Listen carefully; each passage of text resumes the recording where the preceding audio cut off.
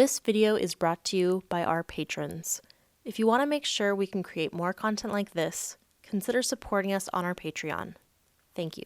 Hello, and welcome to Chapter 13, Growing Hostility, and this chapter will explain how the social atmosphere becomes gradually more and more hostile toward the capitalist system. Two little subsections here. The first one is called the social atmosphere of capitalism. So after the process described in the last few chapters, the bourgeoisie fortress has become quite defenseless, having eroded all of the institutions around it and its own foundation, like private property. Once private property ultimately becomes a target of rationalism. And defenselessness fortresses invite aggression, especially if there is rich booty in them. Even if now there is less reason to be angry with the bourgeoisie than there was in the past, aggressors will find a reason so long as there is an incentive. That incentive may be to, quote-unquote, have it all. And public sentiments toward capitalism is not helped in that the benefits of capitalism are most evident when looking in the long term, not the short term. In the short term, its profits and inefficiencies may dominate the picture. To expect the have-nots to put aside their personal experiences and their present state in the name of long-run consideration is quite a hefty expectation to put upon them. And then there is also the absence of an emotional attachment to the capitalist system. Humans have a psychological tendency to grow in resentments towards an outer impersonal structure, particularly one we are not very attached to throughout the vicissitudes of daily life. You know, some days suck, then we look to an outer structure to feel resentment towards. And finally, the leisurely life of modern capitalism that rising living standards has resulted in leads people to be able to create and be part of social unrest. We talked about this in terms of commendable social movements that Schumpeter believes we should allow some credit to capitalism for, but then ultimately capitalism also makes room for the social unrest that goes against itself. Okay, and our second subsection is called the Sociology of the Intellectual. So what we have described so far is not sufficient to create an active hostility towards a social order. There must also be groups in place which would benefit from the change and are capable of fostering and leading a resistance. Further, it's worth noting, unlike any other type of society, capitalism inevitably, and by virtue of the very logic of its civilization, creates, educates, and subsidizes a vested interest in social unrest. And the rest of the chapter will be in service of explaining this phenomenon via the sociology of the intellectual. And there are 6 points here, so buckle up. Number 1. Defining intellectuals is kind of difficult because they don't really constitute a social class. And they are not merely everyone who's received an education or anyone who works a profession that requires a high standard of qualifications, like doctors or lawyers would often not be intellectuals.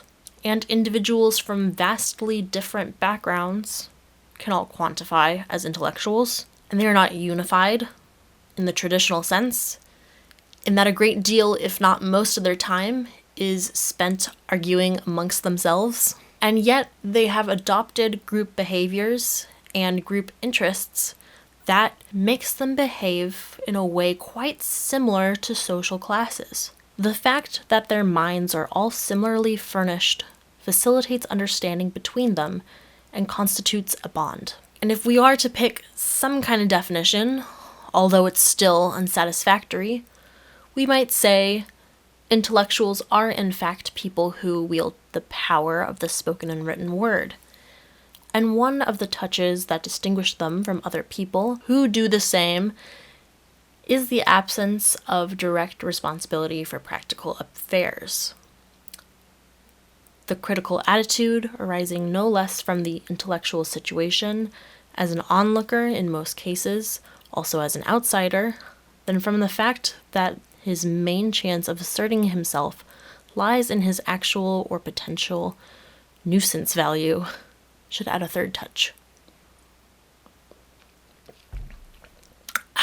Okay, point number 2. As Schumpeter has previously explained, the development of rational thought has preceded capitalism by thousands of years. Thus, there have been plenty of intellectuals scattered throughout history. But pre-capitalism, the intellectuals usually relied on some kind of power to protect them, as the presence of intellectuals threatens to upset rigid hierarchical structures.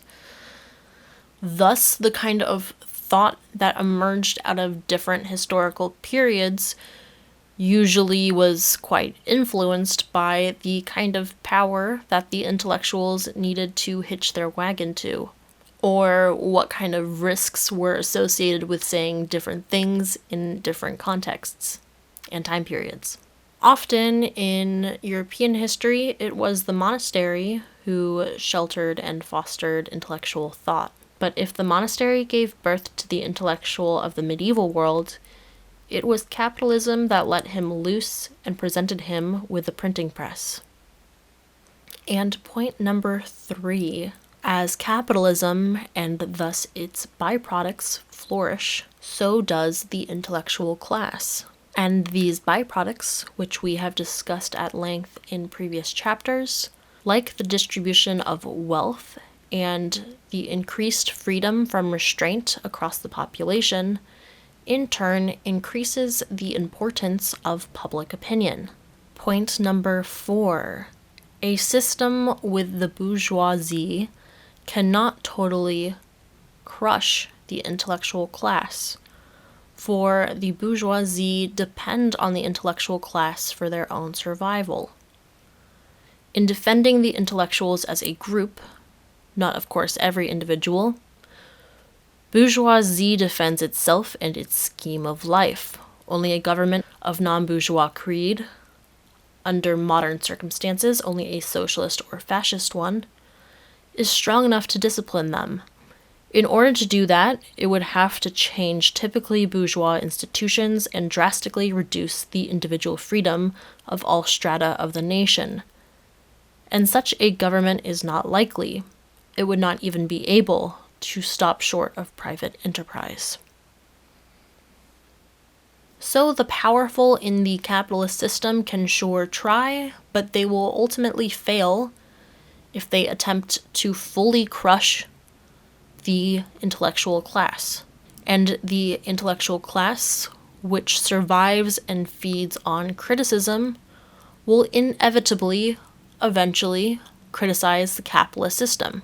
So if you're the bourgeoisie, you can't get rid of it, and it will ultimately criticize you. Masterpiece from your suffering. Smith Jr.'s mind-bending novel, My Horrible Father, in every store and on everyone's It's a thankless job. Bourgeoisie class. You did the best you could. I hope he's eating enough. And point number 5, one of the most important features of the later stages of capitalism, is the expansion of the educational apparatus, and particularly of the faculties of higher education. And this affects the intellectual class in its size and attitudes in a few key ways. There is now a much greater supply of quote-unquote white-collar employees, or at least workers, and that coincides with a very important case of sectional unemployment. There are simply not enough jobs for the types of skills that a college education instills. Dissatisfactory working conditions in white-collar jobs, and often lower wages than the higher-ranking manual labor jobs, obviously leads to some dissatisfaction. And those who have gone through college become either unwilling or psychically incapable of transitioning over to manual labor jobs. And in this state of things, a resentment forms, and this naturally evolves itself into social criticism. And here is the crux of the issue, the social environment described. Well, here we have numbers, a well-defined group situation of proletariat hue, and a group interest shaping a group attitude that will much more realistically account for hostility to the capitalist order than could the theory itself, a rationalization in the psychological sense, according to which the intellectual's righteous indignation about the wrongs of capitalism simply represents the logical inference from outrageous facts, and which is no better than the theory of lovers that their feelings represent nothing but the logical inference from the virtues of the beloved. Moreover, our theory also accounts for the fact that this hostility increases, instead of diminishing, with every achievement of the capitalist evolution. This quote encapsulates the nature of the intellectual's grievance and the pattern of inevitable increase alongside the capitalist evolution. And now for our sixth and final point. The capitalist evolution creates, naturally, a labor movement, which is not the creation of the intellectual group. However, the intellectual group hitches their wagon to it in such a way that evolves it into something it would not have been without them. The intellectuals provided theory and slogans for the labor movement, such as class war, and it made it conscious of itself, and in doing so, changed its meaning. Listening to the intellectual, the workman is almost invariably conscious of an impassable gulf, if not a downright distrust, between him and the intellectual. And so in result, the intellectuals must grovel to the working class to some degree. He must flatter, promise and incite, nurse left wings in scowling minorities, sponsor doubtful or sub-marginal cases, appeal to fringe ends, profess himself ready to obey. And in this sense, the intellectual group or class has now detached itself from the bourgeoisie and retied itself to another power, the working class. How will this end? Maybe everything will be just fine. We'll find out in our next chapter, called Decomposition. I really hope everyone enjoyed this summary.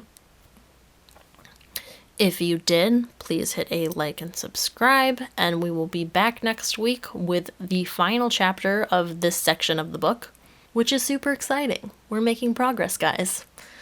So yeah, I will see you all soon. Have a swell weekend.